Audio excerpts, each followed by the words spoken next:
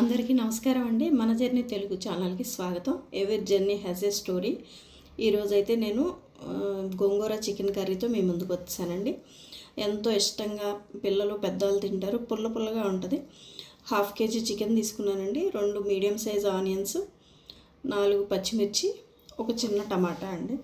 1/2 kg చికెన్కి ఇవి సరిపోతాయి. ఆనియన్స్ని చిన్న చిన్న పీసులుగా కట్ చేసుకోవాలి.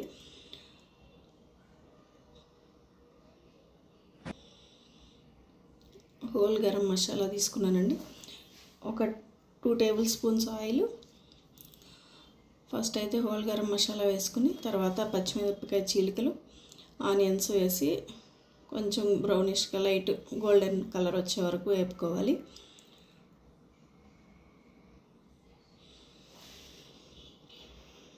కొంచెం 4 రెమ్మలు కరివేపాకు వేసుకున్నానండి.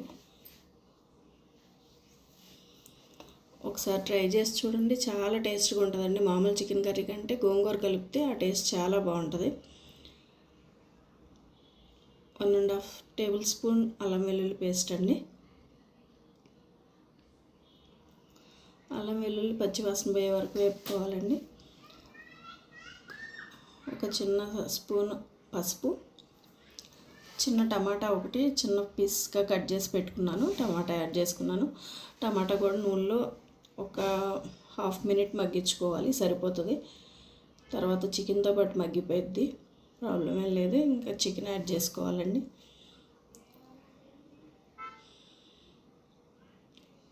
చికెన్ బాగా మంచిగా లెమను ఉప్పు వేసి శుభ్రంగా కడిగి పక్కన పెట్టుకోవాలండి. చికెన్ యాడ్ చేసుకున్న తర్వాత అంతా అల్లం వెల్లుల్లి పేస్ట్ మొత్తం పీసెస్కి పట్టేలాగా బాగా కలుపుకోవాలి.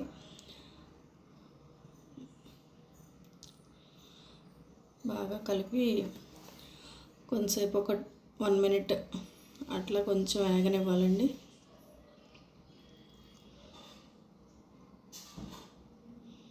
చూసారా, ఆయిల్ అట్లా బయటకు వచ్చింది. ఒకసారి మొత్తం కలుపుకొని ఇప్పుడు గోంగూరని బాగా కడిగేసి పెట్టుకుని గోంగూర మొత్తం పీసులు చేసి ముందే రెడీగా పెట్టుకోవాలండి. ఇప్పుడు దీంట్లో గోంగూర యాడ్ చేసుకునే ముందు కొంచెం ఉప్పు, మీ రుచికి టేస్ట్కి సరిపడినంత ఉప్పు వేసుకోండి.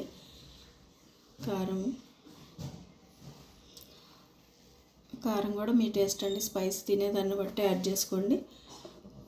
మేమైతే కొంచెం స్పైసీ తింటాము, మరీ ఎక్కువ కాదు కానీ కొంచెం పర్లేదు తింటాం. నేనైతే 2.5 స్పూన్, పైగా స్పూన్ కూడా చాలా చిన్నది కదండి, 2.5-3 స్పూన్స్ వరకు వేసాను. మాకు సరిపోతుంది, మీరు మీ టేస్ట్కి తగ్గట్టు వేసుకోండి. ఉప్పు కారం వేసాను. తర్వాత ఇంట్లో హోమ్మేడ్ గరం మసాలా ఉంటుంది కదండి, హోమ్మేడ్ గరం మసాలా కూడా వేసుకుందాం.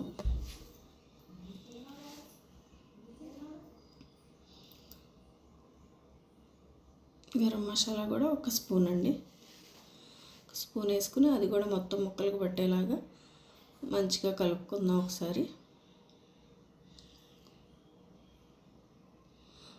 ఒకసారి కలుపుకొని ఇప్పుడు కట్ చేసి పెట్టుకున్నాం కదండి గోంగూర, ఆ గోంగూరని యాడ్ చేసుకుందాం. ఇదిగోండి గోంగూర ఒక చిన్న కట్టే తీసుకున్నానండి. 1/2 kg కదా చికెన్, సరిపోతుంది.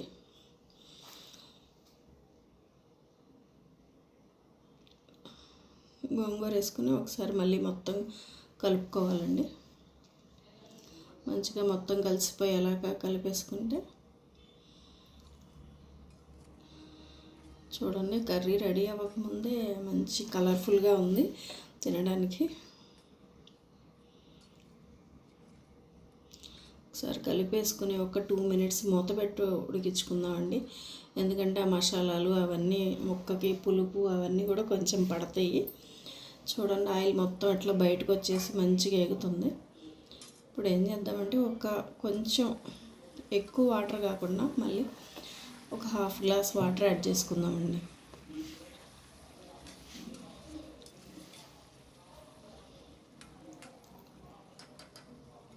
హాఫ్ గ్లాస్ వాటర్ యాడ్ చేసుకుంటే ఏంటంటే ఒక ముక్క కొంచెం గట్టిగా ఉన్నా సరే ఈ వాటర్కి మెత్తగా ఉడుకుతుంది.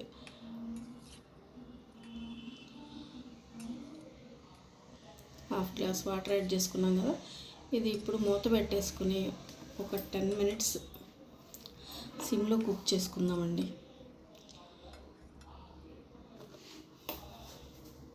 సరిగా 10 మినిట్స్ తర్వాత ఇలా ఉంది, కొంచెం గ్రేవీ ఉంది. నాకైతే ఈ గ్రేవీ కావాలి అనిపించింది, అందుకని నేను ఇక్కడ కర్రీని ఇంతవరకు ఇలా కుక్ చేసుకుంటున్నాను. కొంతమందికి దగ్గరగా ఇష్టం అండి, గ్రేవీ ఇష్టం ఉండదు. ఇట్లా వాటర్ ఉండటం, వాళ్ళు ఇంకొంచెం దగ్గర చేసుకున్న తర్వాత ఆపేసుకోవచ్చు.